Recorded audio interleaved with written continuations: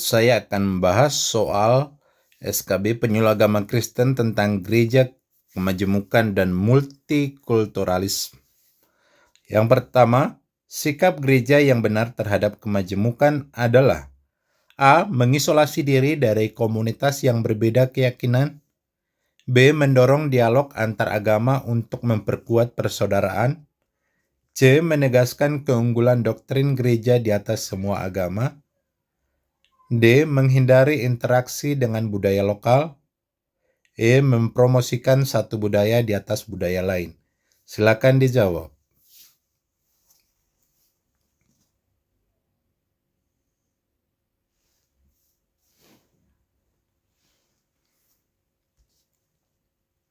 Jawaban yang tepat adalah B.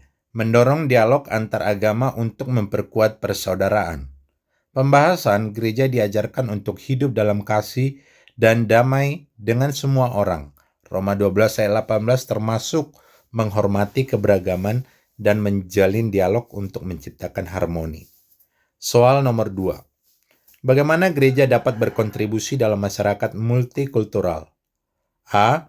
Menolak tradisi budaya setempat. B.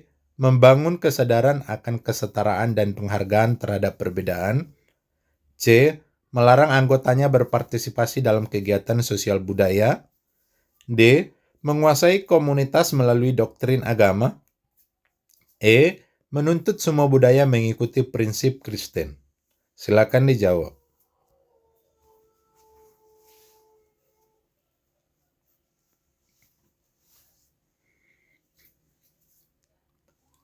Jawaban yang benar adalah B. Membangun kesadaran akan kesetaraan dan penghargaan terhadap perbedaan.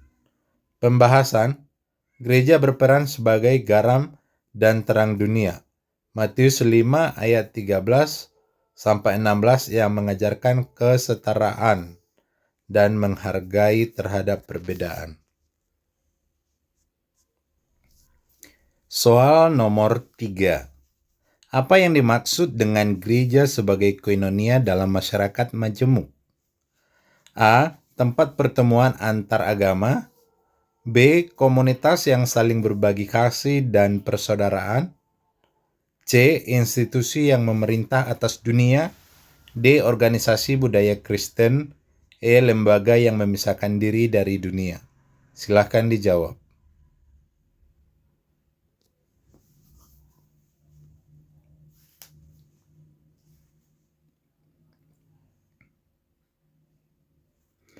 Jawaban yang tepat adalah B. Komunitas yang saling berbagi kasih dan persaudaraan. Koinonia berarti persekutuan, mencerminkan kasih, persaudaraan, dan kesatuan yang menjadi dasar pelayanan gereja dalam masyarakat. Kisah Para Rasul 2 ayat 42. Soal nomor 4. Menurut Efesus 4 ayat 3-6, kunci untuk menjaga kesatuan di tengah keberagaman adalah A. Kesamaan budaya. B. Persatuan dalam satu iman dan satu roh. C. Dominasi kelompok mayoritas. D. Penyeragaman liturgi gereja. E. Penghapusan tradisi lokal. Silakan dijawab.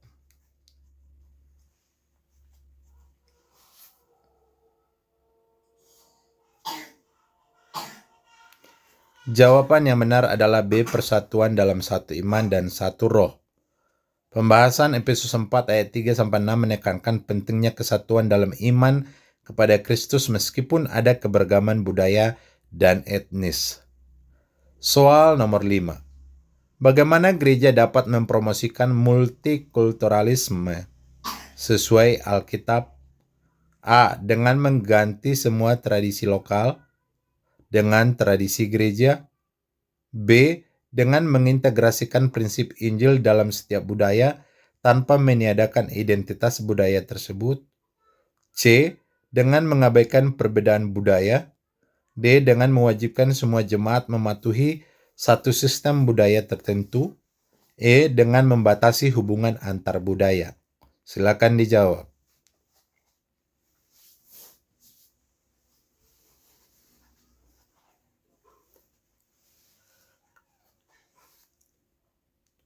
Jawaban yang benar adalah B, dengan mengintegrasikan prinsip Injil dalam setiap budaya tanpa meniadakan identitas budaya tersebut. Pembahasan Paulus mencontohkan penghormatan terhadap budaya lokal sambil menyampaikan Injil. 1 Korintus 9 ayat 20 sampai 22 menunjukkan fleksibilitas tanpa kompromi iman. Soal nomor 6. Apa tantangan terbesar bagi gereja dalam masyarakat multikultural? A. Menghindari konflik doktrin internal. B. Menyatukan perbedaan dalam cara hidup dan pemikiran. C. Membatasi ekspresi iman berdasarkan budaya. D. Menyeragamkan kepercayaan antar agama. E. Menghapus tradisi budaya lokal. Silakan dijawab.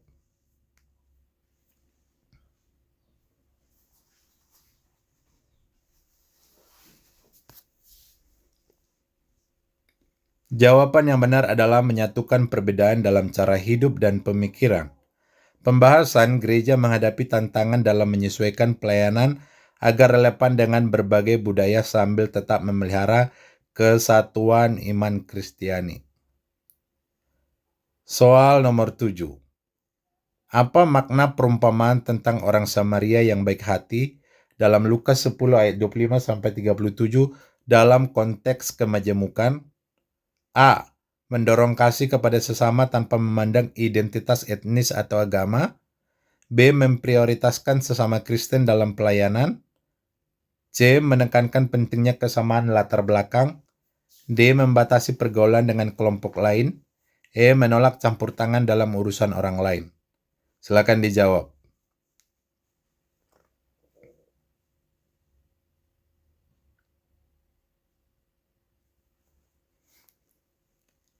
Jawaban yang benar adalah A. Mendorong kasih kepada sesama tanpa memandang identitas etnis atau agama. Pembahasan perumpamaan ini menekankan bahwa kasih sejati melampaui batas-batas etnis dan agama. Soal nomor 8. Sikap apa yang harus dikembangkan gereja terhadap budaya lokal dalam masyarakat multikultural? A. Menolak budaya lokal sepenuhnya. B. Menyesuaikan tradisi gereja dengan budaya lokal tanpa kompromi nilai Injil. C. Mengganti semua budaya lokal dengan tradisi barat. D. Mengabaikan keberadaan budaya lokal. E. Membiarkan budaya lokal mendominasi gereja. Silakan dijawab.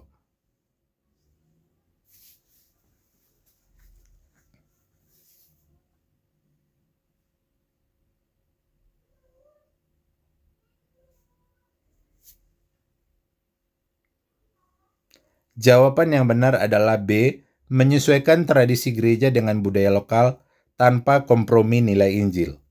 Pembahasan gereja perlu menghormati budaya lokal selama tidak bertentangan dengan ajaran Alkitab. Kisah Para Rasul 15 ayat 19-20. Soal nomor 9. Dalam Roma 12 ayat yang ke-18, Paulus menasihati jemaat untuk A. Hidup damai dengan semua orang sejauh mungkin.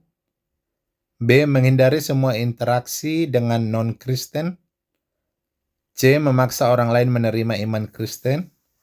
D. Menyeragamkan kebiasaan dalam gereja. E. Membatasi penginjilan hanya kepada sesama Kristen. Silakan dijawab.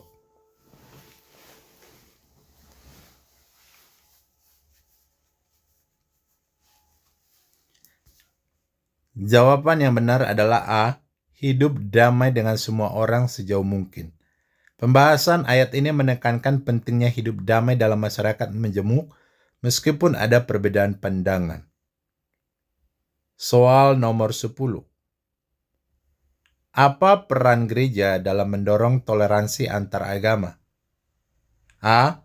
Membaurkan doktrin dengan agama lain.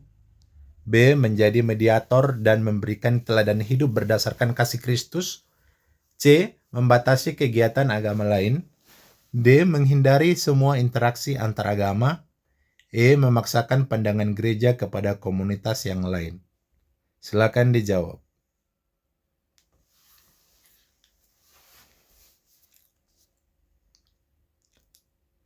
Jawaban yang benar adalah B, menjadi mediator dan memberikan teladan hidup berdasarkan kasih Kristus.